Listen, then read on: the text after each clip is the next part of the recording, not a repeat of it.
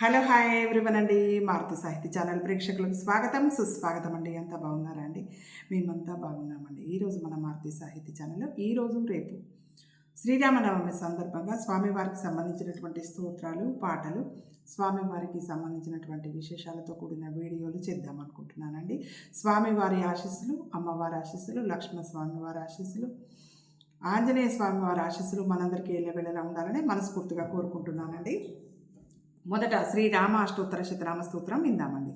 శ్రీరామో రామభద్రశ్చ రామచంద్రశ్చ శాశ్వతః రాజీవలోచనః శ్రీమాన్ రాజేంద్రో రఘుపుంగవః జానకీ వల్లభో జైత్రో जितामित्रो जनार्दनः विश्वामित्रप्रियो दान्तः शरणत्राणतत्परः वालिप्रमथनो वाग्मी सत्यवाक् सत्यविक्रमः सत्यव्रतो व्रतधरः सदा हनुमदाश्रितः कौसलेयः खरध्वंसी विराधवधपण्डितः विभीषणपरित्राता हरकोदण्डखण्डनः सप्ततालप्रभेत्ता च दशग्रीवशिरोहरः जामदग्नः दर्पदलस्नप्ताटकान्तकः वेदान्तसारो वेदात्मा भवरोगस्य भेषजम् दूषणत्रिशिरोहन्ता त्रिमूर्तिस्त्रिगुणात्मकः त्रिविक्रमस्त्रिलोकात्मा पुण्यचारित्रकीर्तनः त्रिलोकरक्षको धन्वी दण्डकारण्यकर्तनः अहल्याशापशमनः पितृभक्तो वरप्रदः जितेन्द्रियो जितक्रोधो जितामित्रो जगद्गुरुः रुक्षवानरसङ्घाती चित्रकूटसमाश्रयः जयन्तत्राणवरदः सुमित्रापुत्रसेवितः सर्वदेवाधिदेवश्च मृतवानरजीवनः मायामारीचहन्ता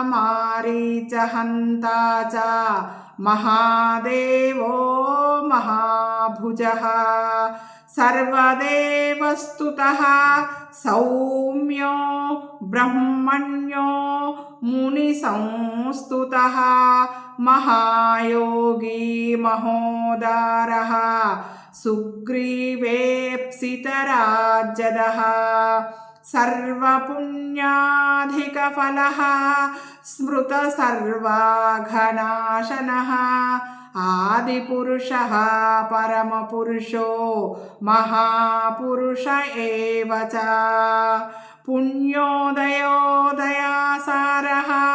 पुराणपुरुषोत्तमः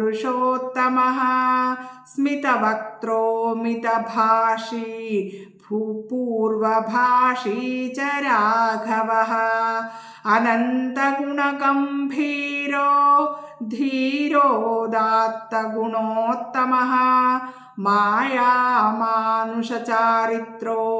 महादेवादिपूजितः सेतुकृज्जितवाराशिः सर्वतीर्थमयो हरिः श्यामाङ्गः सुन्दरः शूरः पीतवासादनुर्धरः सर्वयज्ञाधिपो यज्वा जरामरणवर्जितः विभीषणप्रतिष्ठाता सर्वावगुणवर्जितः परमात्मा परं ब्रह्म सच्चिदानंद विग्रहः పరంజ్యోతి పరంధామ పరాకాశః పరాత్పరః పరేశః పారగః పారః సర్వదేవాత్మకః పరః. రామాష్టోత్తరశతం భవతాప నివారకం సంపత్కరం త్రిసంధ్యాసు పఠతాం భక్తిపూర్వకం. రామాయ రామభద్రాయ రామచంద్రాయ వేధసే రఘునాథాయ నాథాయ సీతాయ పతయే నమః. ఇది శ్రీ రామ అష్టోత్తర శతనామ స్తోత్రం సంపన్నం.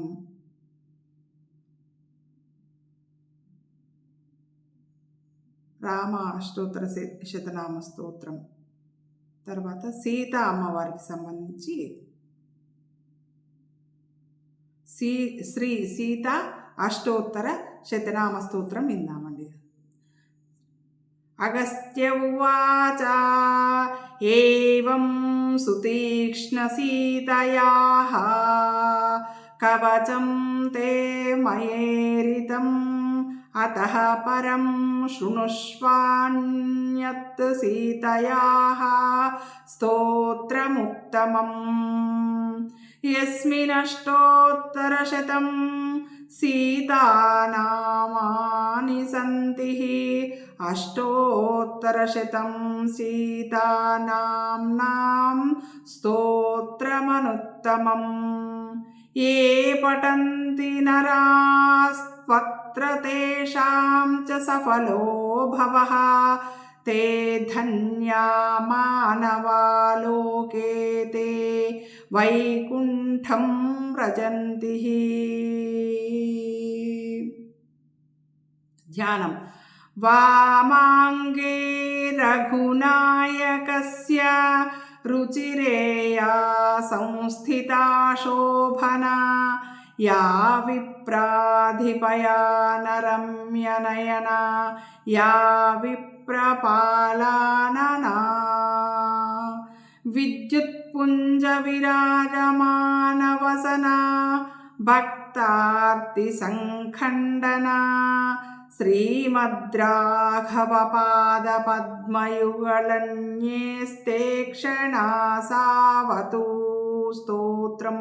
श्रीसीता जानकी देवी वैदेही राघवप्रिया रमावनिसुता रामा राक्षसान्तप्रकारिणी रत्नगुप्ता मातुलुङ्गी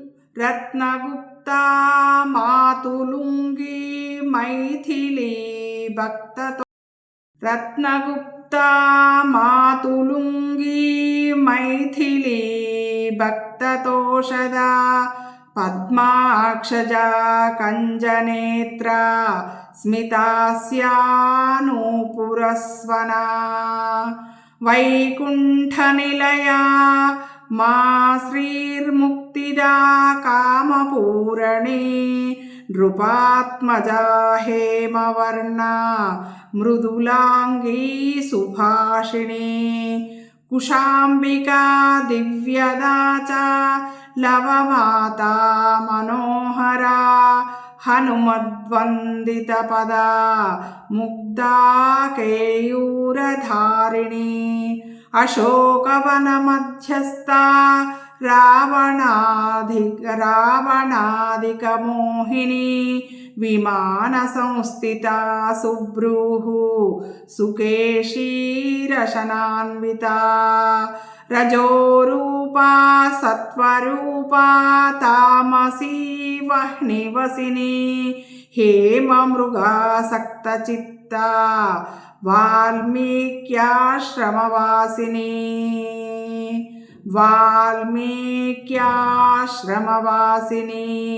पतिव्रता महामाया पीतकौशेयवाहिसिनी मृगनेत्रा च बिम्बोष्टी धनुर्विद्या विशारदा सौम्यरूपा दशरथस्नुषा चामरवीजिता सुमेधा दुहिता दिव्यरूपा त्रैलोक्यपालिनी अन्नपूर्णा महालक्ष्मीर्धीर्लज्जा च सरस्वती शान्तिः पुष्टिः क्षमा गौरी प्रभा अयोध्या निवासिनी वसन्तशीतला गौरी स्नानसन्तुष्टमानसा रमा नाम भद्रसंस्था हेमकुम्भपयोधरा सुरार्चिता धृतिः कान्तिः स्मृतिर्मेधा विभावरी लघूदरा वरारोहा हेमकङ्कणमण्डिता द्विजप्रत्यर्पितनिजभूषा राघवतोषिणी श्रीरामसेवानिरता रत्नताटङ्कधारिणी रामवामाङ्कसंस्था च रामचन्द्रैकरञ्जनी सरयूजलसङ्क्रीडाकारिणी राममोहिनी सुवर्णतुलिता पुण्या पुण्यकीर्तिः कलावती कलकण्ठा कम्बुकण्ठा रम्बोरुर्गजगामिनी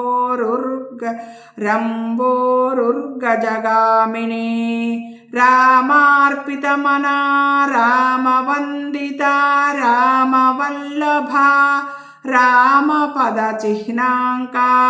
राम रामेति भाषिणी रामपर्यङ्कशयना रामाङ्घ्रि क्षालिनी वरा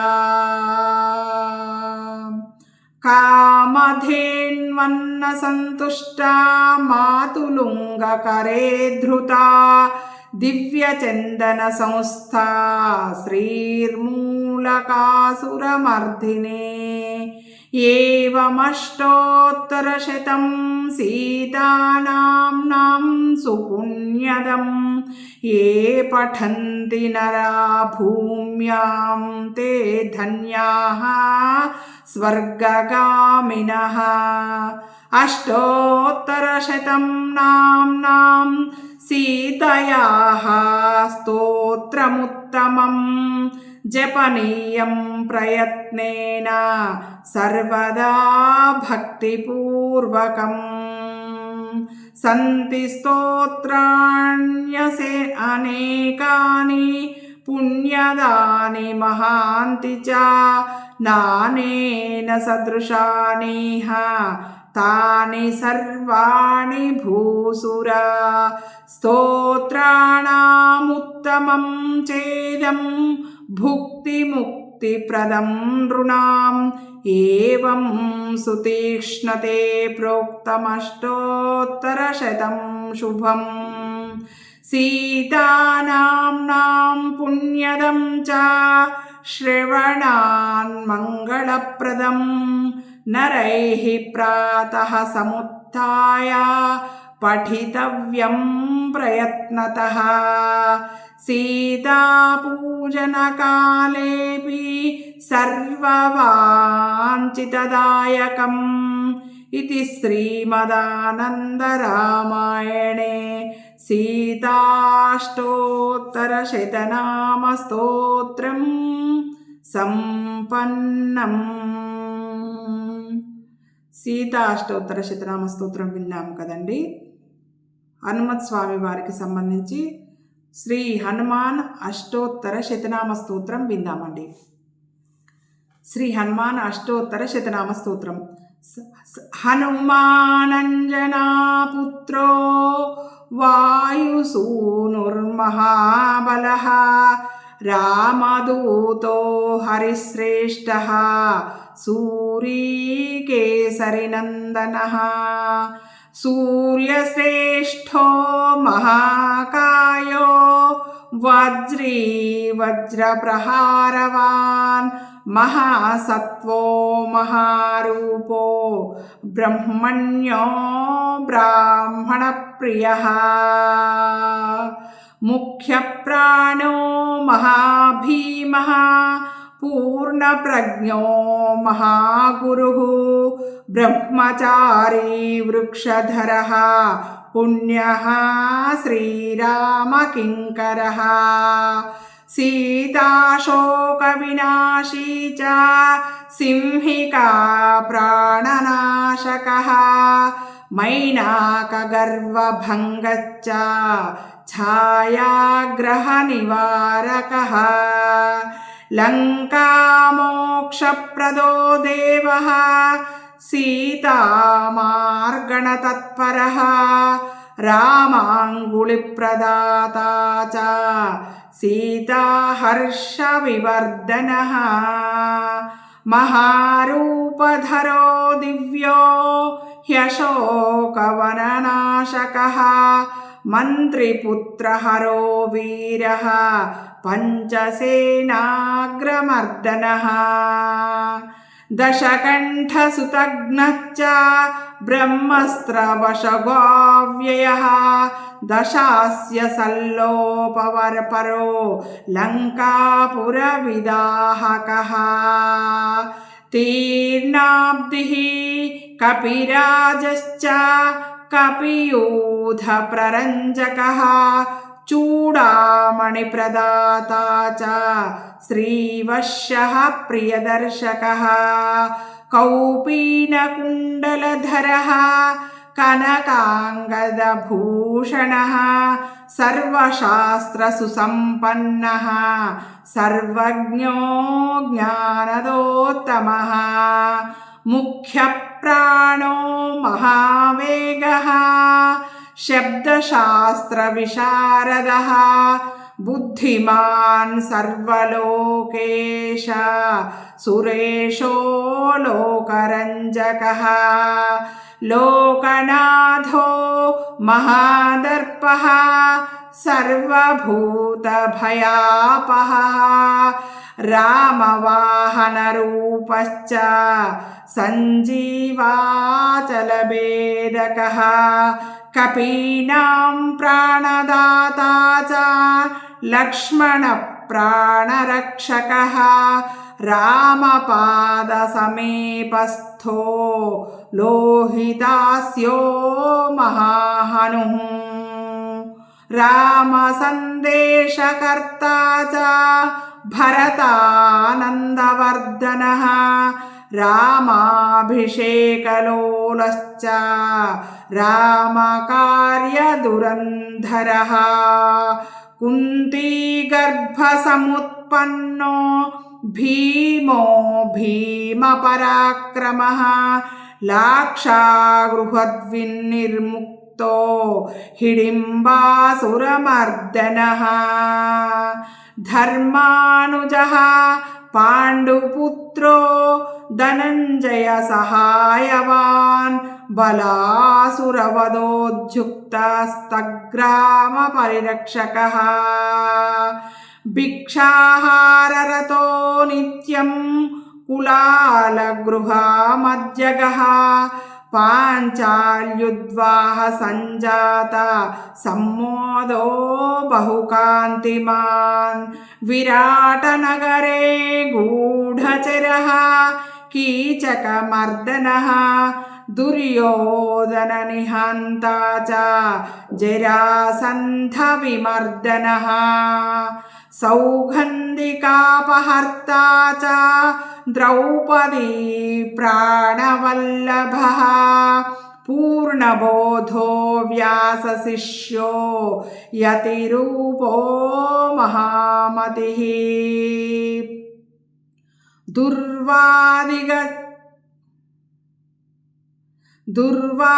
दुर्वादिगजसिंहस्य తర్కశాస్త్రస్య ఖండనః బౌద్ధాగమవిభేత్తా చ సాంఖ్యశాస్త్రస్య దూషకः ద్వైతశాస్త్రప్రణేతా చ వేదవ్యాసమతానుగः